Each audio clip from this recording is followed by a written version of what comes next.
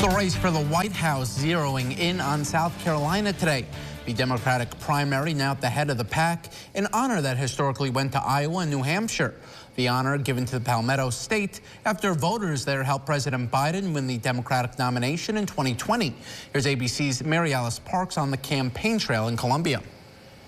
After South Carolina helped Joe Biden to the Democratic nomination in 2020, it was elevated by the party to be the first state to award delegates this year in the 2024 primaries. It's a privilege, and people should vote however they want to, but they should vote. You can't change things if you don't vote, and that's the reason I come to vote.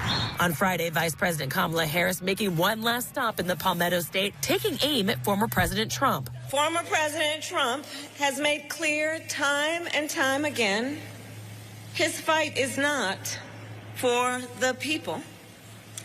He fights for himself. As voters head to the polls in South Carolina, President Biden in Wilmington, Delaware, officially opening his re-election campaign headquarters. We cannot lose this campaign for the good of the country. And I mean that from the bottom of my heart. It's not about me. It goes well beyond me. It goes about the country.